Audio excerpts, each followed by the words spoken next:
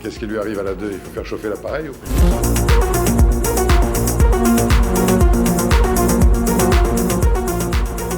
On voit qu'il continue à faire ce travail qui est un travail de journaliste de préfecture, hein. En l'occurrence, c'est d'essayer de remettre une couche sur le fait que non, ce qu'ils disent. Alors, c'est assez marrant parce qu'à chaque fois, c'est la même chose. C'est est-ce que ce qu'a dit Alexis Poulain est vrai? Alors, c'est oui, mais. Ou alors, c'est non, il peut pas dire ça. Et à la fin, oui, mais quand même. Donc, globalement, c'est assez fallacieux systématiquement pour essayer de se rattraper aux branches sur un système qui tient sur des chiffres bidouillés ou des chiffres où on leur fait dire ce qu'on veut aux chiffres, sur des éléments de langage plutôt fanés. Et puis vous avez un travail exceptionnel. Enfin là, j'ai pris Julien Pin qui était à Davos lui aussi pour interviewer un peu tout le monde, notamment Klaus Schwab, hein, qui est le président du Forum économique mondial, et il l'interviewe en anglais. Alors que M. Schwab parle un français parfait quasiment, en expliquant et en s'excusant, en disant je pensais que non, j'ai lu son livre en anglais, je savais pas qu'il parlait français. Enfin, quel journaliste ne prépare pas son interview au point de ne pas savoir qui il a en face de lui et d'aller voir un peu quelles ont été les prises de parole, les interviews passées de la personne qu'il va rencontrer.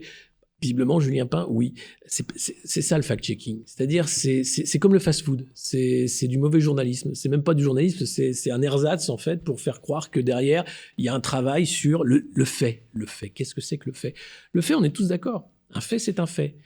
Un communiqué de presse de Pfizer, c'est un communiqué de presse. Il a disparu.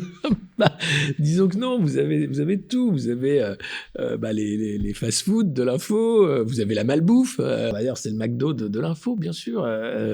Et puis, vous avez quand même des petites boutiques. Moi, je pense que c'est une petite boucherie bio, une boucherie qui fait aussi du tofu. Hein. Mais voilà, une sorte d'artisanat de l'info qui permet aussi d'expliquer la fabrique médiatique. Parce que derrière c'est très bien. L'idée d'éducation aux médias, c'est essentiel.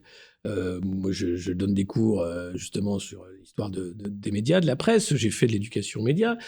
C'est quelque chose d'important, justement, de montrer aux gens comment se fabrique l'information. Et qu'est-ce que c'est que le métier de journaliste? C'est-à-dire vérifier les faits.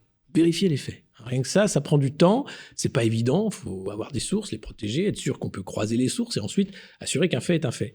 Ça prend beaucoup de temps. Et vous avez la plupart des rédactions qui ont tout simplement arrêté le travail de journalisme d'enquête parce que c'est trop long, c'est trop cher et ça sert à rien. Qui ont coupé toutes les correspondances qu'ils avaient à l'étranger. Tous les bureaux que vous aviez par le passé où les gens étaient sur le terrain en permanence pour parler d'un pays concrètement. Tout ça est fini également. Et donc vous avez une presse aujourd'hui qui fait du bâtonnage, c'est-à-dire qui va récupérer des dépêches d'agences, AFP, Reuters, AP, etc., et qui va faire un petit chapeau, une petite conclusion, et se débrouiller pour dire, voilà, c'est de l'info. Mais la fabrique de l'info, aujourd'hui, elle est extrêmement paupérisée. À la fois parce que c'est une économie qui ne fonctionne pas, enfin, c'est très difficile d'avoir des abonnés, c'est très difficile de faire vivre une rédaction quand les journalistes sont nombreux.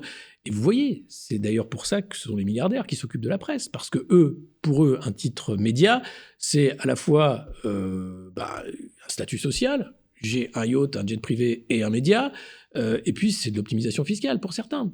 Et ça permet de dire, voilà, moi j'adore la presse libre et indépendante. Enfin, c'est pas normal que 9 milliardaires se partagent les titres de presse quotidienne nationale. Et derrière, ça pose la question de l'indépendance des rédactions, parce que je veux bien qu'il y ait un mur incroyable entre l'actionnaire et les journalistes. La réalité, c'est que vous avez des sujets que vous ne traiterez pas, et puis vous avez un angle aussi, à la fois dans le recrutement des rédactions, dans la façon dont l'info va être traitée. Donc, le problème vient de là, à la fois le modèle économique, très difficile, la paupérisation aussi, et puis l'arrivée aussi des réseaux sociaux qui ont permis une explosion aussi informative, sans pour autant qu'elle soit qualitative. Donc il y a vraiment un sujet là-dessus.